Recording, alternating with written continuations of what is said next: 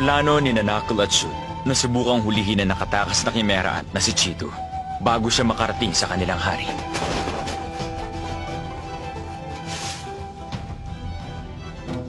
Malapit na siya. O sige. Sinusunod niya ang kalsada. Kapag hindi na siya lumiis ng direksyon, dadaan siya sa loob ng 10 minuto. Nakasisiguro ka bang hindi niya tayo mapapansin dito? Hindi. Alam ko siguradong malalaman niyang nandito tayo. Dahil magsisimula uli magdagdag ng interes si Patlin kapag nakalapit na siya sa atin. Pero sa ganyang katuloy na takbo niya, may pag-asa kaming tambangan siya bago pa magsimula madagdag uli ng interes si Patlin. Sa ability ni Knuckle na baon sa utang, dumidikit ang mascot na si Patlin sa kalaban at siyang nagsasabi kada 10 segundo na nadadagdagan ng interes. Pero kapag dumistansya ang target niya na mahigit 100 metro mula sa kanya, pansamantalang humihinto ang pagdadagdag. Kapag nangyayari ito, tinatandaan ni Patlin kung saan tumigil ang bilang at ang oras na natitira bago magdagdag uli. Oras na makalapit uli ang kalaban sa loob ng saklaw na distansya ni Knuckle na 100 metro. Tinutuloy ni Patlin ang pagdagdag mula sa kung saan ito huminto. Papalapit siya sa bilis na 160 hanggang 180 kilometers per hour. Kahit mga 3 segundong buwelo lang ang maiwan sa amin bago magdagdag uli ng interes si Patlin, sapat na oras na yon para makasugod kami at patigilin siya. Ayan na siya!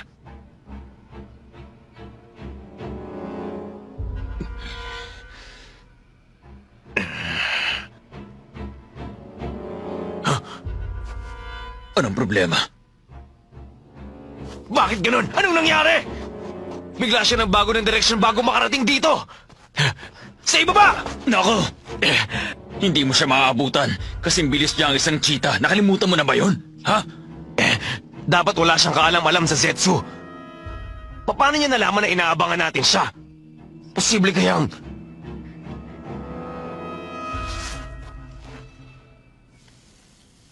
Papunta sa direksyon natin ang hangin. At paibaba ang ihip, kaya imposibleng natangay ang amoy natin sa kanya. Sa itaas! Ha? Ano naman ang bagay na yan? May nadiskubre akong 2 kahina-hinalang tao. Anong gagawin ko? Hayaan mo. Hindi sila ang target natin. Magpapagod lang tayo kung gagawa tayo na higit sa hinihingi nila. Opo, napansin ko lang kasi na sinusubukan nilang tambangan si Boss Cheeto. Nasa malapit lang pala ang isang yon. Binigyan ko ng babala si Boss Cheeto bago siya mahuli ng mga to. Malibang nakialam ako. Anong ginawa ni Cheeto? Nagpalit siya ng ruta niya patungo sa kabisera at iparating ko raw kay Boss Leol ko ang pasasalamat niya. Talaga? Magaling ang ginawa mo. Ngayon may utang na loob siya sa akin. Si Leol to. Kasalukuyang binabangga ng target ang infantry na nakatalaga sa bayan ng Longtong. Sa Longtong? Magtungo kang Hilaganon at subukan mo siyang harangin. Hula ko dun siya dadaan palabas. Sige. Mukhang kahit ang hukbo nila hindi siya kayang pigilan. Oo, pero ginamit ko lang naman sila para bitagin siya. Para mas mapatagal ko siya sa isang lugar at mapatigil ko ang momentum ng galaw niya. Kahit gaano pa siya kalakas, siguradong pagod na siya dahil 30 oras na siyang walang tigil sa panggugulo sa akin. Kinokontrol na ng kalaban si Diego! Kapag nagkulong kayo sa loob ng mga bahay niyo, mamamatay kayo! Hindi mo kayo manunoko! Lumayas ka! Kaasar, mukhang nakita na rin nilang lahat dito yung anunsyo ni Diego sa TV. Nagmumukha tuloy akong kontrabida ngayon. Hindi ko na sila makukumbinse. Ang magagawa ko na lang patigilin ng mga puppet at hukbo sa lahat ng lugar na madadaanan ko. Sunod naman. Sa bandang Hilaga kaya.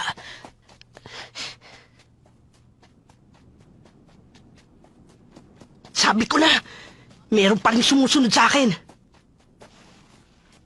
Sino ka? Kung may kailangan ka sa akin, lumabas ka! Nawala na ng tuluyan ng aura niya. Baka naghihintay siya na may ibang kasamahan siya magpakita at saka siya lalabas. Pipilitin ko siya lumabas. Tingnan ko lang kung kaya mo ako sabayan sa patagalan. Hoy! Uy! Pasensya na kung napahinto kita rito. Okay lang. Marami pa naman akong oras. Malapit na rito yung hari, di ba? Hagya? Leol na ang tawag sa'yo ngayon. Alam ko. Alam mo pala ibig sabihin, nambubwisit ka lang. Wala ka pa rin pinagbago. Nga pala, malaking tulong yung pagbibigay babala sa akin ni Flutter. Mas gusto ko kasing umiwas sa mga laban ngayon. Mabuti naman kung ganon. Siya nga pala, ano ba yung bagay na yan? Huh? Ewan. Nailagay siya sa akin ng isang hunter na nakalaban ko. Kahit anong bilis ang takbo ko, nakakasunod pa rin sa akin. Kaya hinayaan ko na lang. Isa pa, mukhang wala naman siyang masamang epekto sa akin sa ngayon. Andyan lang siya, oh. Gusto mong mawala? Huh? Gusto mong mawala ang bagay na yan? Kaya mong tanggalin? Pwede nating alamin. Pero hindi libre, tama? Mabuti nagkakaintindihan tayo. Sabi ko na nga ba eh. May tinatrabaho kasi kami ngayon para sa maharlikang gwardya. Maganda kung matutulungan mo kami. Boss Leol, Huh? namataan ko na ang target. Nasa National Highway siya sa tabi ng gubat, patungong Hilaga Silangan ng Longtong. Aba, magaling. Mukhang hindi nagkamali ng hula si Lady Neferpito. Huwag mo siyang hayaan makawala. Ipadala mo lahat para siguradong hindi makawala. Apa, May tinutugis kasi kami ngayon tao. Malamang isa siyang hunter. At gusto mo tulungan kitang huliin siya, ganun ba? Sabi mo, hunter siya? Medyo mahirap talaga kalabanin ng mga yun. Bago ang lahat, tatanggalin muna natin ang bagay na yan. Sige.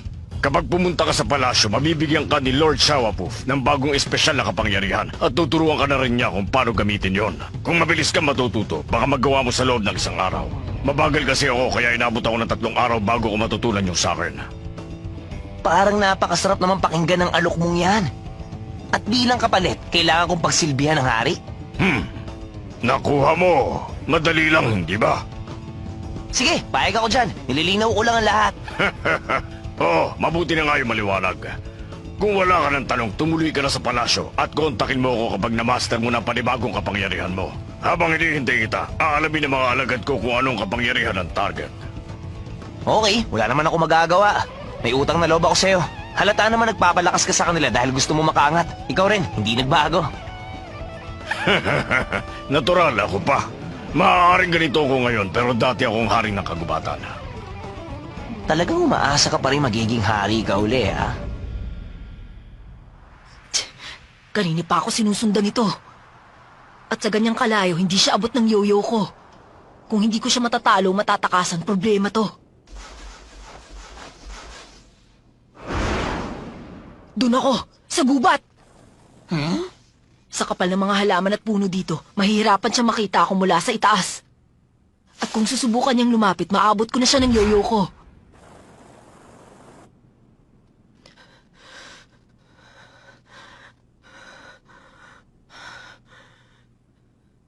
Wala pa rin. Sumuko na kaya siya, pero parang imposible. Dapat sinubukan niya man lang akong hanapin bago siya sumuko. Asar! Wala akong oras maghintay lang dito. Kung susugod ka, sugod na! hindi ka makakatago sa akin. Kahit saan ka pa magsuot, nakikita kita. Sugod na, mga sundalo ni Leol. Hanapin at hulihin ang target.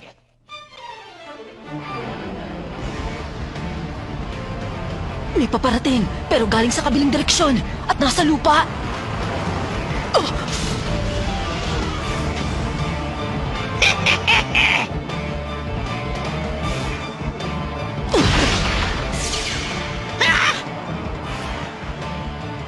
Natanggal niya ang mga braso at ulo ng kalaban niya sa isang iglap lang. Hindi kami mananalo kung one-on-one at malapitan ng laban. Nasaan na siya? Captain! Sa itaas! Ah! Ah! Yeah! Yeah! Ah! Yeah!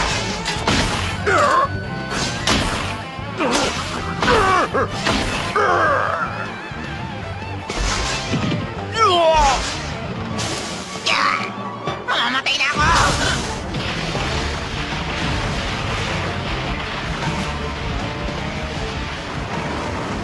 May dalawa pang nakatakas. Sabay-sabay na kaming umaatake mula sa iba't ibang direksyon pero hindi man lang kami makatama. Atras muna! Kailangan mag-regroup! Hindi ka makakatakas sa akin! Ikaw siguro ang leader! Ikaw nang uunahin ko!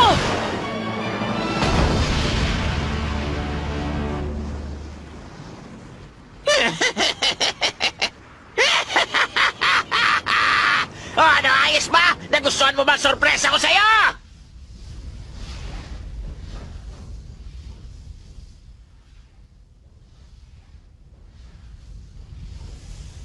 Ang walang yun. Pinasabugan ako gamit ng masamang hangin! Teka, paano nangyari yun? Sigurado akong naikubli ko ang aura ko at umatake ako mula sa blind spot niya. Pero sakto ang timing ng pag-atake niya. Malamang may nagturo sa kanya ng lokasyon ko mula sa malayo. Siya yun! Siguradong nakikita niya ako hanggang sa mga oras na to. May kapangyarihan siguro siyang matukoy ang lokasyon ko sa lahat ng oras. Kung ganun, wala akong balak na ipakita sa kanya ang mga alas ko. Hindi nila pwedeng malamang nakakagamit ako ng kuryente, pati yung yo-yo ko. Mas okay sana kung maiiwasan ko siya at makakatago uli ako. Kaya lang mukhang imposible na. Kailangan matalo ko sila sa mano-manong labanan. Barel! Hindi! May nakabaon na bagay sa sentido ko. Pulgas?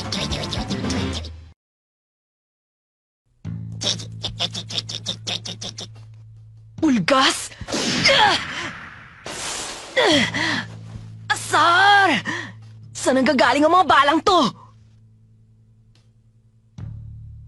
Area TH-88, X-15, Y-12, C-2, Point X-9, Y-3, C-1. Okay. Wala ka ng takas mula sa aking freedom shotgun. Oh yeah.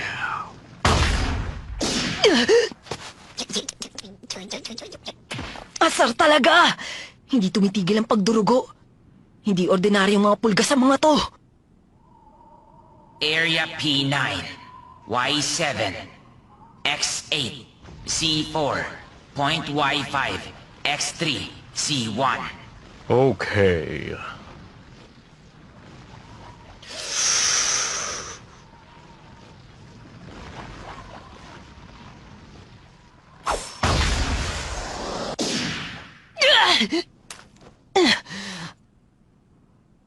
Halatang hindi nila ako gustong patayin agad. Hindi yun ang layunin nila. Ang talagang layunin nila. Dahan-dahan akong ubusan ng lakas sa labis ng pagturugo. Espesyal lang, mga pulgas ko. Mas talentado sila.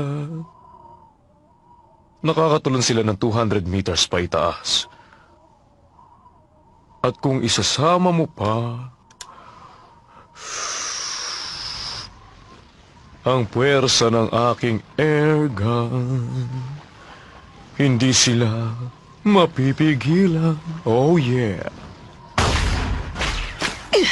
Aba, nailaga na niya. Kaya pala walang kalaban-laban sa isang toang ape squad. Mas mahihirapan silang barilin ako kung maglilikot ako. Pero yun ang gusto nilang mangyari para manghina ako lalo. Kaya hindi pa pwede yun. Mas dapat akong mag-conserve ng lakas.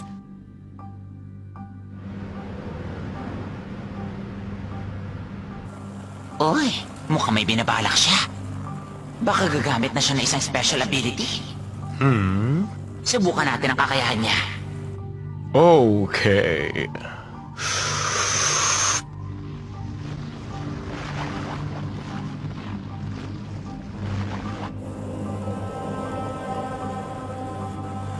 Sa pamamagitan ng aking kapangyarihang Super Eye, nagagawa akong makita ang target mula sa lahat ng anggulo dahil sa mga satellite dragonflies ko.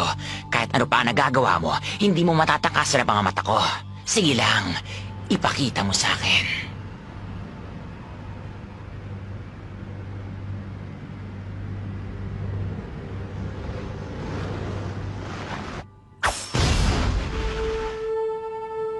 Hindi nakakagamit ng N si Killua.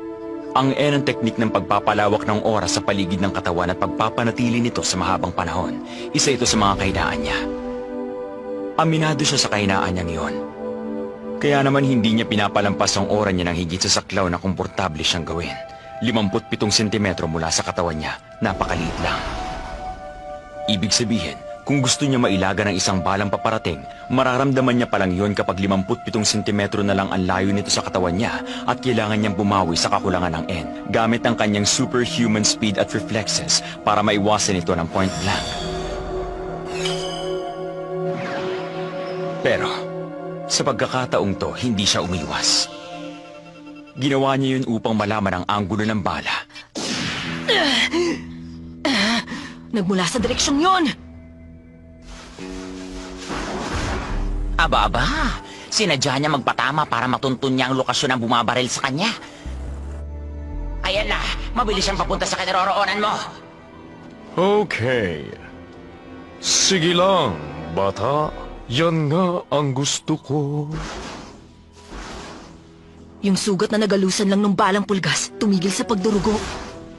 Malamang may nilalabas ng kemikal yung pulgas na yun na pumipigil sa natural na pag-coagulate ng dugo. Kapag hindi huminto ang pagdurugo ng iba ko pang sugat, magkakaproblema ako. Hindi ko na patatakasin to! Tamang-tama to. Makikita ko kung may paparating dahil walang pwedeng pagtaguan.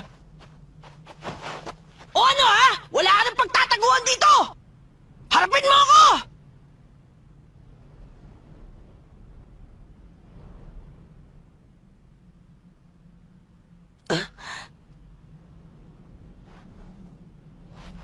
Sandali! Ang lawak ng desyertong ito, alam mo ba? Hindi ka tatagal ng isang araw. Mamamatay ka sa uhaw.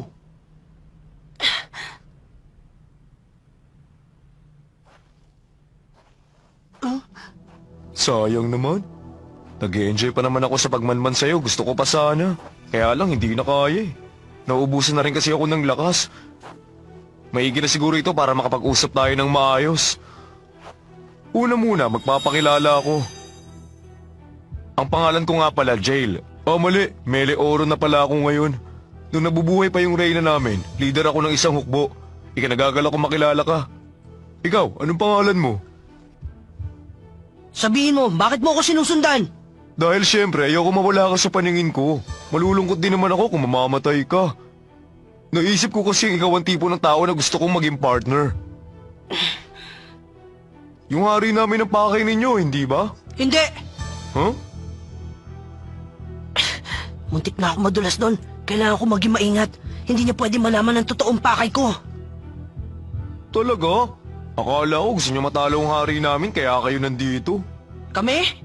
Ah tama yun. Kanina pa kita binabantayan. Mula nung kasama mo pa yung kalaro mong isang bata. Ah, ganun pala. At akong sinusundan mo dahil iniisip mong mas madali ako matalo kaysa kay Kilua? Ganun ba yun? Ha? Hindi! Mali ka nang inaakala! Ganun ba ang dating sa'yo? Siguro nga, hindi kita masisisi. Oo nga naman, syempre. Kalaban lang ang tingin mo sa akin. Siguro dapat bagong lahat magpaliwanag na muna ako. Easy ka lang ha, hindi ako nagsisinungaling. Hindi kita sinundan kanina pa dahil gusto kitang labanan o lokohin. Pexman! Ganun ba? Sige, naniniwala ako. Naiintindihan kita kahit siguro ako hindi maniniwala. Isa kang tao. At ako naman isang kimeraan kaya alam kong... Huh? Di nga! Siya na ba yun?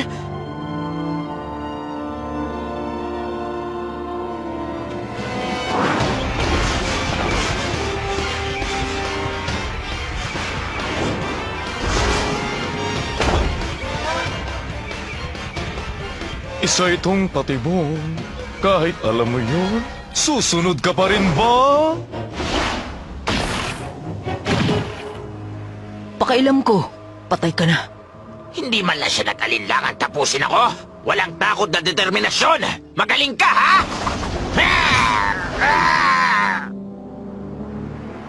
Isang lawa! Nagmamadali ka ng mamatay. Nandito ang impyerno!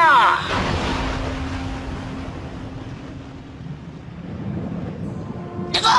Magkain! Sandali! Ito yung...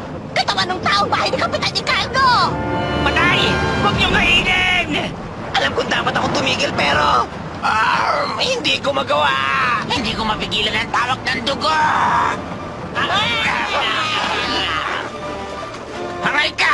Paano mo nagawang putulin ang mahalagang panang dakilang si Kapitan Ikalgo? Magbabayad ka! Anong tingin mo? Nahahayaan lang kitang hilahin ako sa tubig? Ang galing din itong suction cups mo sa paa.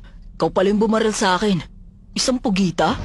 Huwag mo akong tawaging pugita! Si Ikalgo pala ang tunay na kalaban ni Killua. Isang parasitikong kemera ant na nakakagamit ng mga katawaran tao. Isang pugita. Huwag niyo akong tawaging pugita!